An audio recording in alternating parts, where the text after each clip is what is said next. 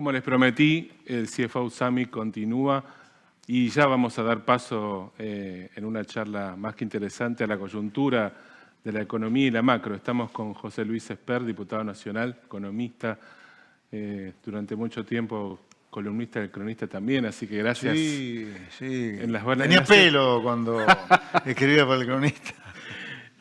Hoy presidente de la Comisión de Presupuesto y Hacienda de la Cámara de Diputados, y por eso el tema, José Luis, es el presupuesto. No podía ser de otra manera. A ver, la primera pregunta tiene que ver con algo que se ha un poco escrito estos días también, y es el presupuesto tiene una regla fiscal muy clara, muy determinante, que es blindar el déficit cero. Y la pregunta es, ¿por qué esta ley nos puede ofrecer más garantías que otras que intentaron en el pasado el mismo objetivo, que de hecho varias de ellas están vigentes y que no lo alcanzaron? Yo te diría que la gran diferencia es el compromiso del presidente con el déficit cero. Yo te diría, en democracia yo no recuerdo a ningún presidente que haya inaugurado la presentación del presupuesto él mismo.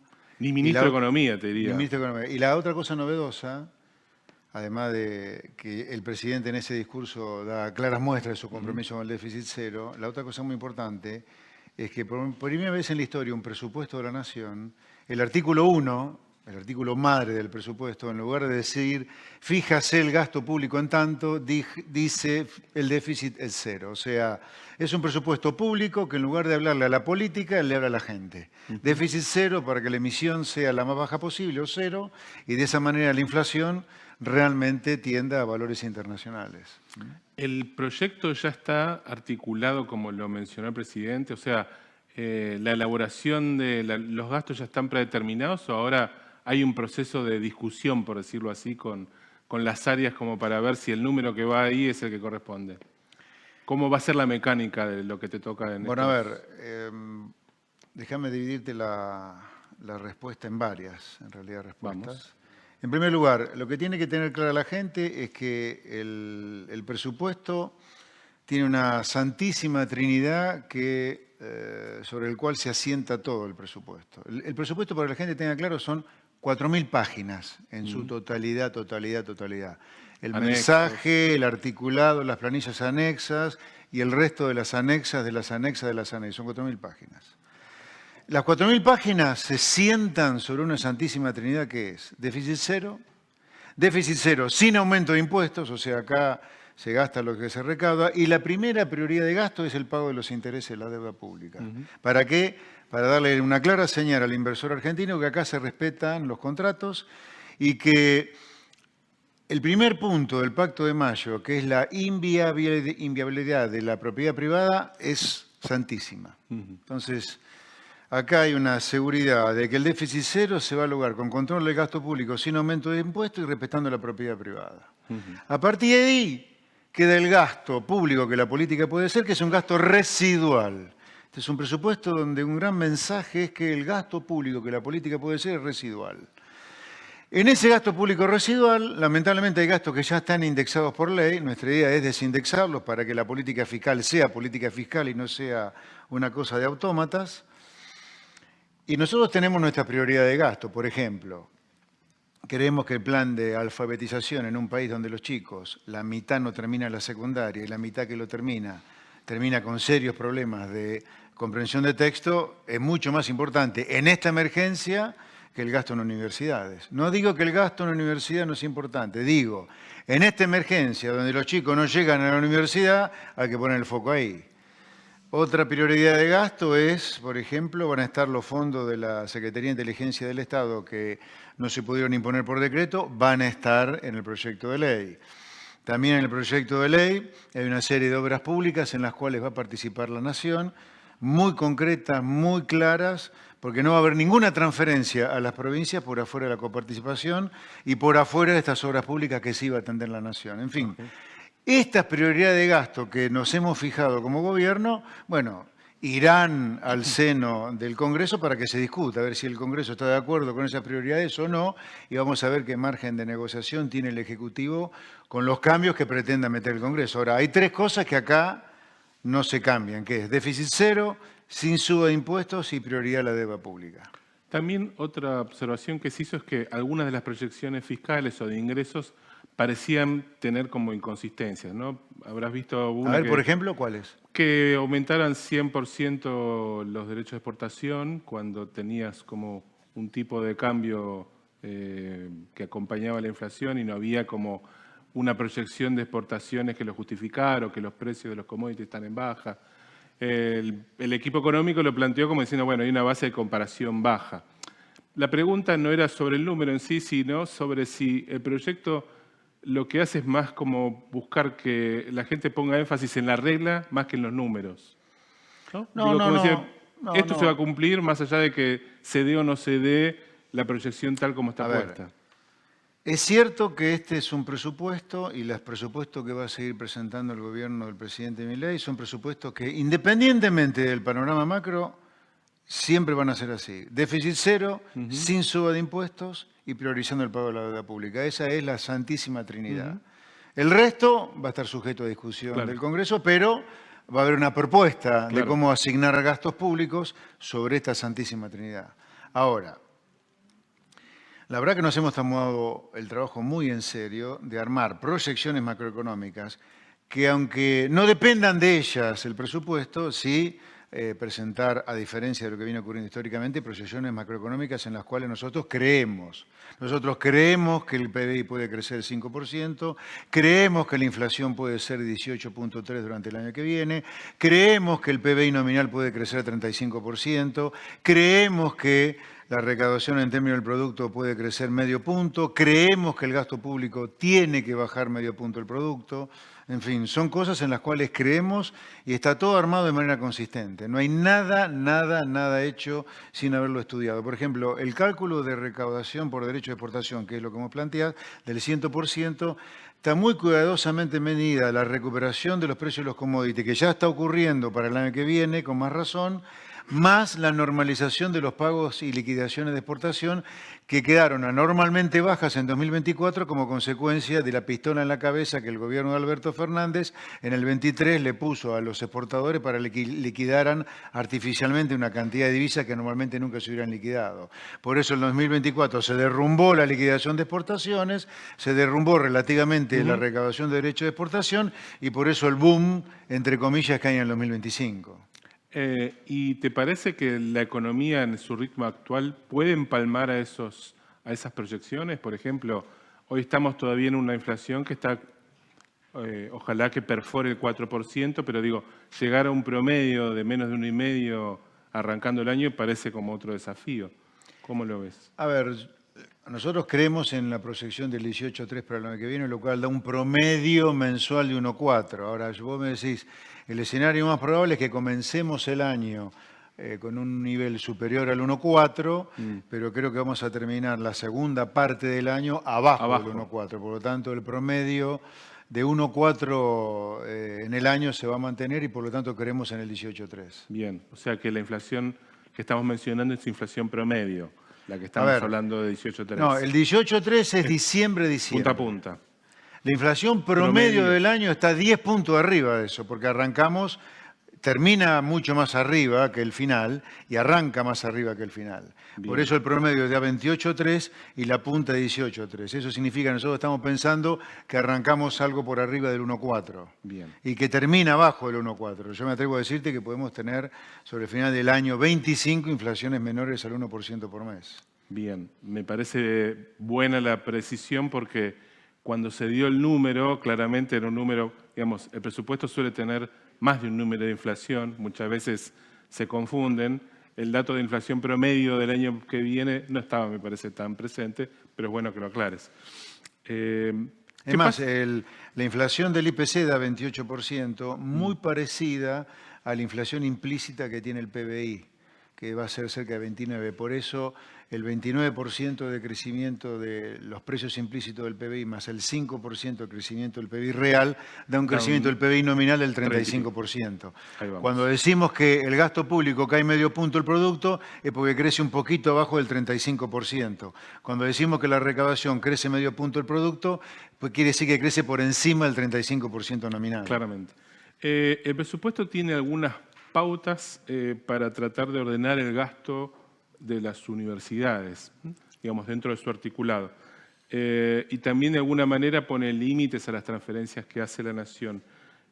¿Cómo ves la discusión de eso? Bueno, en el medio en el contexto actual donde hay una ley de financiamiento universitario que el gobierno está dispuesto a vetar y que, bueno, de alguna manera el presupuesto busca ya también ordenar esa cancha para el año que viene. Eso va a ser Bueno, otro desafío. el Ejecutivo va a vetar la ley de financiamiento universitario simplemente porque no vamos a permitir que se juegue con los docentes universitarios ni con ningún trabajador del Estado como la política quiere jugar en este caso. Digo esto porque el presupuesto universitario que el gobierno tiene para el 2024, que es en el cual se centra la ley que ha aprobado el Congreso, no es muy diferente al que propone el proyecto de ley.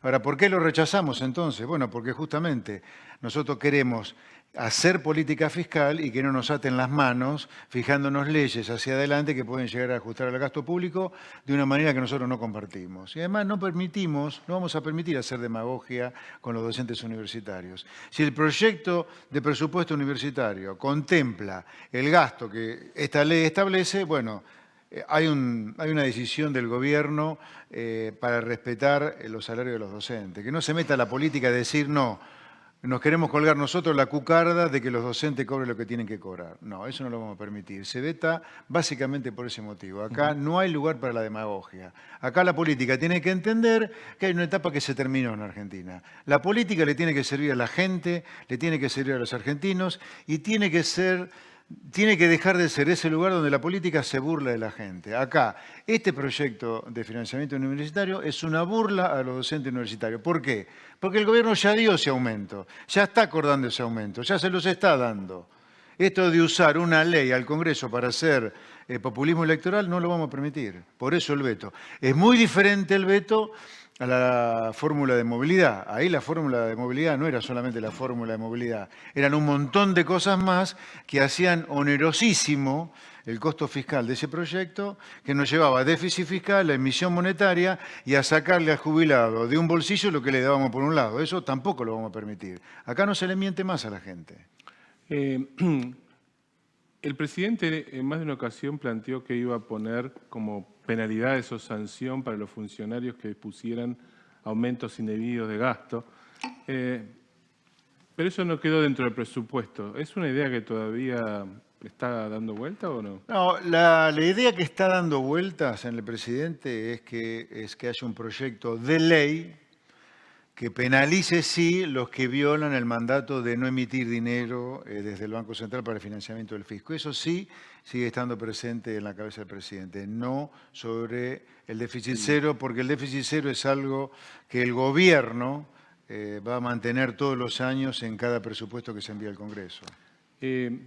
¿Cómo ves la voluntad del Congreso de acompañar en este caso, considerando que, bueno, en el primer año de gestión del gobierno hubo que prorrogar un presupuesto y que también se plantea como opción ver si hay capacidad de gestión como para vivir otro año más sin presupuesto? Digamos, estás como especulándose como un plan B, ¿no es cierto? No, a ver, dos cosas acá, bien separadas una de la otra.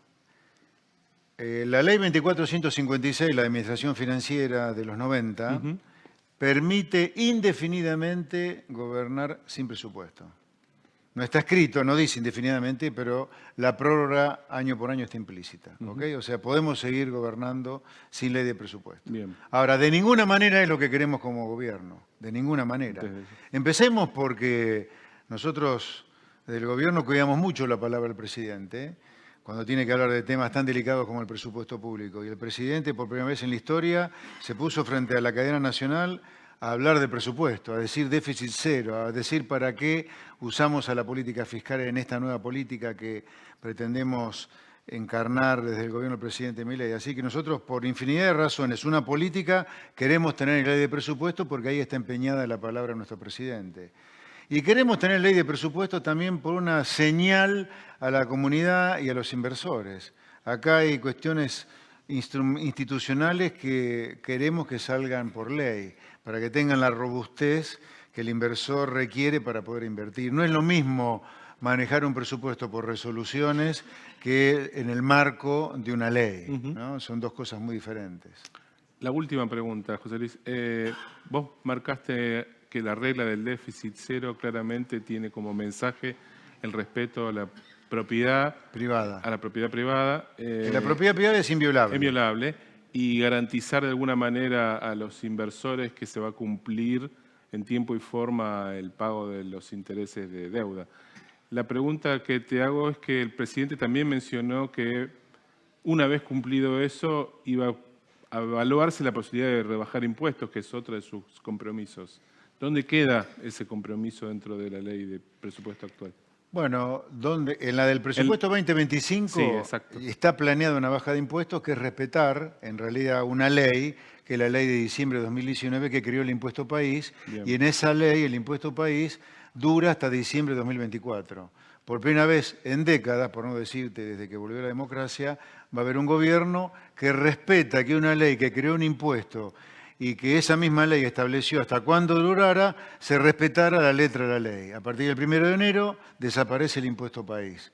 Eso es un compromiso, está en el presupuesto, así que por primera vez probablemente en democracia hay un gobierno que respeta lo que dice una ley que crea un impuesto. Cuando muere el impuesto de acuerdo con la ley, se terminó el impuesto. Así que ya estamos con la primera rebaja de impuestos y lo que el presidente ha dicho es que cuando tengamos un superávit, o sea, gasto por debajo de los ingresos, que sea permanente, después vendrá la discusión cuál es el permanente y cuál es no, ahí va a haber baja de impuestos. Mientras sea transitorio, solamente se va a dedicar ese superávit a comprar reserva o cancelar deuda. Pero cuando haya superávit permanente, hay una caterva de impuestos para eliminar o bajar alícuotas. Me imagino, la lista es larga. Sí. Ya que estamos terminando, quiero dejar un mensaje final a los que nos están viendo. La economía, luego de haber tocado un piso, o mejor dicho, arranquemos de cero. La economía estaba en planta baja hacia agosto del año pasado. El incendio que provocó el kirchnerismo nos sepultó al sexto subsuelo. El sexto subsuelo fue mayo-junio. Por tanto, hay una gran caída de la actividad económica, peores indicadores sociales, peor indicador de pobreza durante todo el primer semestre. De hecho, el jueves se va a anunciar un dato fuerte en cuanto a la pobreza. Pero eso todo pasó en el primer semestre por culpa del incendio del kirchnerismo y nosotros como gobierno apagamos ese incendio.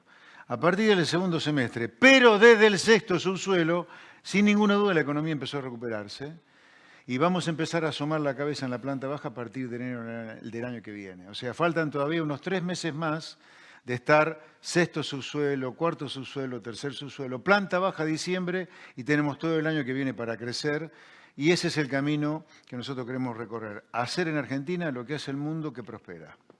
Gracias, José Luis, placer. por habernos acompañado. José Luis Esper, diputado, presidente de la Comisión de Presupuesto y Hacienda, nos acompañó en el CFO Summit.